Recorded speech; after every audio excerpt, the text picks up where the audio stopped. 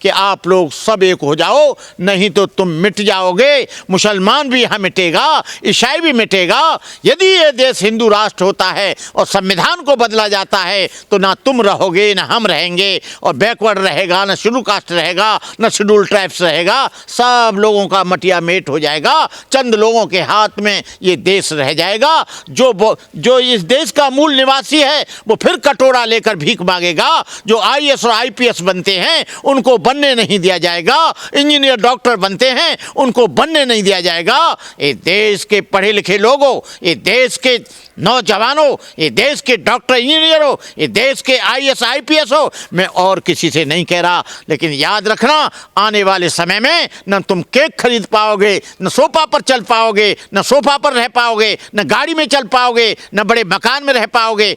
तुम्हारा स्थान होगा झोंपड़ी, और जहाँ से सारी गंदगी बहती है, जहाँ पर नाला आता है, वहाँ पर तुम रहोगे। सार्वजनिक स्थानों पर तुम चल नहीं पाओगे, कोई दुकान तुम खोल नहीं पाओगे, आईएएस आईपीएस बन नहीं पाओगे, रोजगार के अवसर खत्म हो जाएंगे। तुम लोग जो 5000 वर्ष पहले गुलाम थे, आगे आगे हाड़ी और पीछे झाड़ू फिर तुम्हारे आ जाएगा। भलते करुणाकर की बात को याद रखना। मैं तो आज हूँ, कल नहीं रहूँगा, मैं चला जाऊँगा, लेकिन आप मेरी बातों को हमेशा, जब तक ये धरती आसमान रहेंगे, आप याद करेंगे। तुम्हारे इस जातिवादी राष्ट्र में क्या मुसलमान रहना पसंद करेंगे?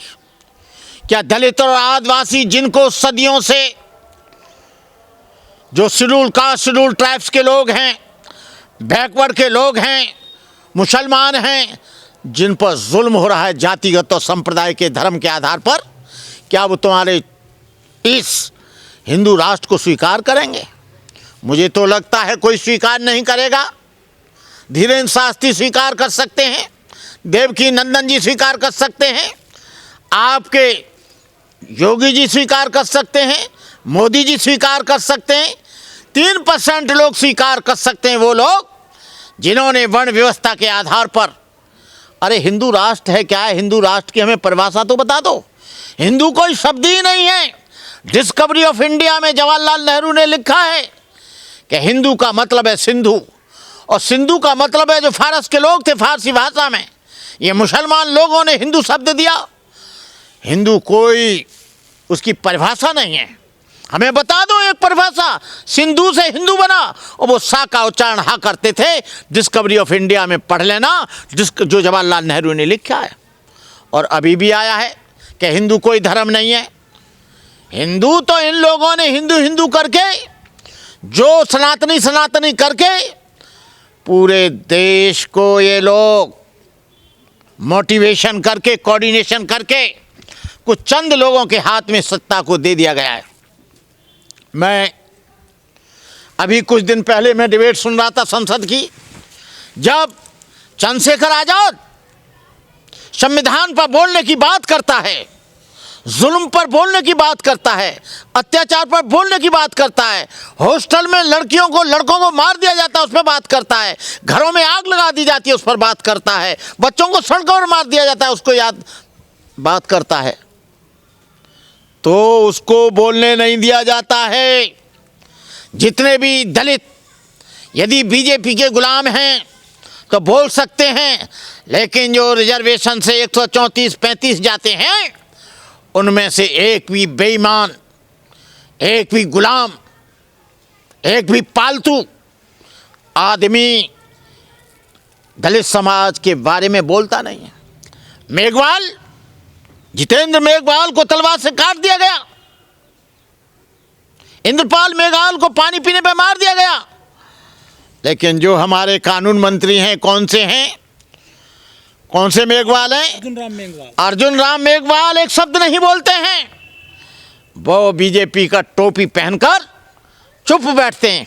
अरे लानत है तुमको, तुम लोग रिजर्व सीट से आते हो, दलित लोगों की सीट से आते हो, बाबा साहब ने जो आरक्षण दिया था उसकी वजह से एमएलए एमपी बनते हो, लेकिन तुम दलितों के बारे में, उत्पीड़न के बारे में, जुल्म के बारे में, अत्याचार के बारे में, बलात्कार के बारे में, शिक्षा के बारे में, बेरोजगारी के बारे में कुछ नहीं बोलते।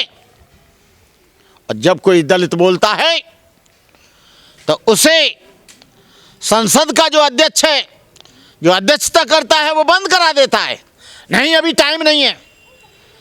तुम्हारे हिंदू राष्ट्र को सुनने का टाइम है, राम की बात सुनने का टाइम है, राम मंदिर को सुनने की टाइम है, कृष्ण जन्मभूमि को, मस्जिद को सुनने का टाइम है, आपके जो विश्वनाथ का मंदिर या मस्जिद बनी है उसको सुनने का टाइम है, आपके जामा मस्जिद में वो शिवलिंग निकल रहा है उसके लिए टाइम है।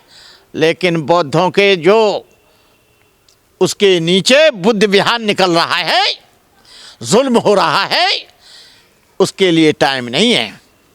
ये संविधान कहता है कि हर व्यक्ति स्वतंत्र है वैचारिक रूप से, उसकी अभिव्यक्ति को यहाँ दबाया जाता है, उसकी बातों को मिटाया जाता है, उसके एक्सप्रेशन को कुचला जाता है, उसकी भावनाओं के साथ भावनात्मक बलात्कार होता है, उसकी भावनाओं की हत्या होती है, वो कुछ कह नहीं पाता।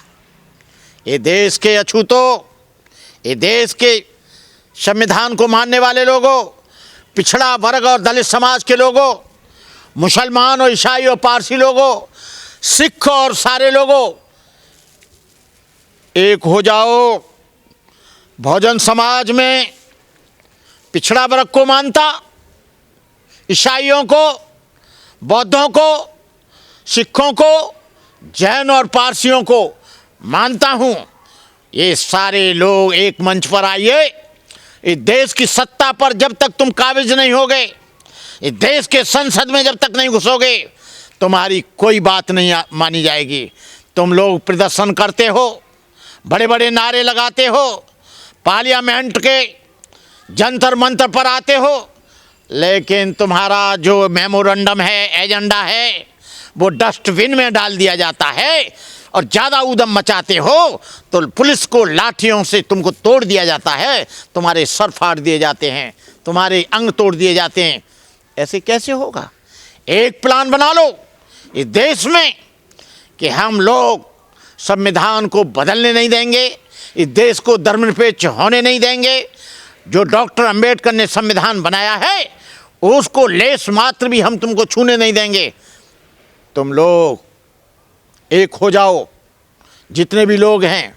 भंते करुणाकर कोई द्वेष में नहीं कह रहा, कोई घृणा नहीं है किसी से, लेकिन इन लोगों ने इस देश के संविधान को आज तक इम्प्लीमेंट नहीं होने दिया। इम्प्लीमेंट क्यों नहीं होता है? तुम्हारी संसद के सदन में संख्या नहीं है, और 135 लोग यदि ये चाहें तो संसद को कल गिरा सकते हैं। लेकिन ये पालतू लोग हैं, इनके गले में पट्टा बंधा हुआ है, ये लोग कुछ नहीं बोलेंगे। अरे रामदास आठंबले तुम ही कुछ बोल दो, अर्जुन मेघवाल तुम ही बोल दो, जो 135 लोग आए वही बोल दें। जब चंद्रशेखर आजाद दहाड़ता है तो आप लोग उसे चुप करने का प्रयास करते हो। तुम चुप कर लो सदन में 300-400 लोगों के बीच में, लेकिन हम इस देश के बाहर करोड़ों लोगों में चिल्लाएंगे। और जब चिल्लाएंगे, जब वो लोग एकता की दृष्टि में आएंगे, कोऑर्डिनेशन मोटिवेशन करेंगे, तो तुम्हारा ये सदन चल नहीं पाएगा। इसलिए जो भी दलित बोलना चाहता है, मैं अर्जुन मेघवाल से नहीं कहना चाहता, मैं रामदास आठंबले से भी नहीं कहना चाहता, क्योंकि ये लोग तो पूरा का पूरा समर्पण इन्होंने बीजेपी को और आरएसएस को कर दिया है, शिवसेना को कर दिया है। इनको हम अम्बेडकरवादी मानते भी नहीं, और इनका अम्बेडकर से कोई लेना देना नहीं है। और मैं कहना चाहूँगा, जो संविधान के बारे में ना बोले उसको डॉक्टर अम्बेडकर की जयंती में, डॉक्टर अम्बेडकर की श्रद्धांजलि में कभी मत बुलाना। और अम्बेडकर जयंतियों पर तो ऐसे लोगों को इनको पूछना जूते मारकर कि डॉक्टर अम्बेडकर की विचारधारा पर तुम क्यों नहीं बोलते हो। जिस डॉक्टर अम्बेडकर के आरक्षण से, जिस डॉक्टर अम्बेडकर की वजह से तुम लोग एमएलए एमपी बने हो। तो मैं इन्हीं शब्दों के साथ आप सबसे यही चाहूँगा, अपील करूँगा कि आप लोग सब एक हो जाओ, नहीं तो तुम मिट जाओगे। मुसलमान भी यहाँ मिटेगा, ईसाई भी मिटेगा। यदि ये देश हिंदू राष्ट्र होता है और संविधान को बदला जाता है तो ना तुम रहोगे ना हम रहेंगे, और बैकवर्ड रहेगा, ना शेड्यूल कास्ट रहेगा, ना शेड्यूल ट्राइब्स रहेगा। सब लोगों का मटिया मेट हो जाएगा, चंद लोगों के हाथ में ये देश रह जाएगा। जो इस देश का मूल निवासी है वो फिर कटोरा लेकर भीख मांगेगा। जो IAS और IPS बनते हैं उनको बनने नहीं दिया जाएगा, इंजीनियर डॉक्टर बनते हैं उनको बनने नहीं दिया जाएगा। ये देश के पढ़े लिखे लोगों, ये देश के नौजवानों, ये देश के डॉक्टर इंजीनियर हो, ये देश के IAS IPS हो, मैं और किसी से नहीं कह रहा, मैं बैकवर्ड और शेड्यूल कास्ट के जो लोग बाबा साहब संविधान की वजह से जिन पोस्टों पर पहुंचे हैं, कुछ पे बैक टू सोसाइटी करिए समाज को। आप लोग अंदर काम करिए, हम लोग बाहर काम करते हैं, लेकिन तुमको तो 100 रुपया देने में, 50 रुपया देने में तुम्हारी माँ मरती है। 500 रुपये का चॉकलेट, 1000 का केक तुम अपने बच्चे के बर्थडे पे मनाते हो। लेकिन याद रखना, आने वाले समय में न तुम केक खरीद पाओगे, न सोफा पर चल पाओगे, न सोफा पर रह पाओगे, न गाड़ी में चल पाओगे, न बड़े मकान में रह पाओगे। तुम्हारा स्थान होगा झोंपड़ी, और जहाँ से सारी गंदगी बहती है, जहाँ पर नाला आता है, वहाँ पर तुम रहोगे। सार्वजनिक स्थानों पर तुम चल नहीं पाओगे, कोई दुकान तुम खोल नहीं पाओगे, IAS IPS बन नहीं पाओगे, रोजगार के अवसर खत्म हो जाएंगे। तुम लोग जो 5000 वर्ष पहले गुलाम थे, आगे आगे हाड़ी और पीछे झाड़ू, फिर तुम्हारे आ जाएगा। भलते करुणाकर की बात को याद रखना, मैं तो आज हूँ कल नहीं रहूँगा, मैं चला जाऊँगा, लेकिन आप मेरी बातों को हमेशा, जब तक ये धरती आसमान रहेंगे, आप याद करेंगे। जय भीम, जय भारत, नमो बुद्धाय। आज पूरे देश में संविधान बदलने की चर्चा, हिंदू राष्ट्र बनाने की चर्चा बहुत ज़ोरों से चल रही है। संसद में भी डिबेट चल रही है, लेकिन मेरा ऐसा मानना है, आज मैं 50-60 वर्ष से देश और देश के हालात, कांग्रेस की गवर्नमेंट देखी, बीजेपी की गवर्नमेंट आई, जनता पार्टी की गवर्नमेंट आई, विश्वनाथ प्रताप सिंह की गवर्नमेंट आई, तमाम गवर्नमेंटें यहाँ पर आती गईं, जाती रहीं। लेकिन मेरा ऐसा मानना है, जहाँ तक मैं देख रहा हूँ, कि आज 26 जनवरी 1950 को संविधान लागू हुआ, 49वें मसौदा बनकर तैयार हुआ, लेकिन आज तक 26 जनवरी 1950 से आज तक 74 वर्ष हो गए, 75 वर्ष होने जा रहे हैं, लेकिन संविधान आज तक इम्प्लीमेंट नहीं हुआ, आज तक लागू नहीं हुआ। आज तक चाहे तो कांग्रेस की गवर्नमेंट रही हो, उस समय भी बड़े बड़े कांड हुए। देवली कांड हुआ, जिसमें 14 बच्चों को, 14 लड़कों को, 14 पुरुषों को, स्त्रियों को गोलियों से भून दिया गया। शादूपुर कांड हुआ, देवली कांड हुआ, परसी कांड हुआ, कुम्हेर कांड हुआ, बेलची कांड हुआ, विश्रामपुर कांड हुआ, बाजितपुर मोड़ा कांड हुआ। एक के बाद एक कांड, हजारों लोग, दलित आदिवासी मारे गए, निर्दोष बेगुनाहों को जेलों में ठूंसा गया। डॉक्टर अंबेडकर ने जब संविधान जवाहरलाल नेहरू और राजेंद्र प्रसाद के हाथ में दिया, बड़े खुश थे, लेकिन घर में आके वो चुपचाप बैठ गए। रत्तू ने पूछा, बाबा साहब आप क्यों उदास बैठे हैं? आपने तो वो काम किया है जो 5000 वर्ष से गुलाम थे, उनको पढ़ने का अधिकार दिया है, उनको पानी पीने का अधिकार दिया है, उनको रोजगार करने का अधिकार दिया है, उनको सार्वजनिक स्थानों पर जीने का अधिकार दिया है, अच्छे मकानों में रहने का अधिकार दिया है। बाबा साहब अम्बेडकर ने कहा, रत्तू मैंने ऐसे ब्राह्मणवादी मनुवादियों के हाथ में संविधान दिया है जो इसको कभी इम्प्लीमेंट नहीं करेंगे। मैं देख रहा हूं, जब सब्बीरपुर का कांड हुआ, बहन मायावती ने प्रश्न उठाया कि दलितों पर जुल्म हुआ है, उनके घर जलाए गए। मैं उस पर बोलना चाहता हूं, लोग मारे गए हैं, लोगों की हत्याएं हुई हैं, लेकिन बहन मायावती को संसद में बोलने नहीं दिया गया और मजबूर होकर उन्होंने सदन से इस्तीफा दे दिया।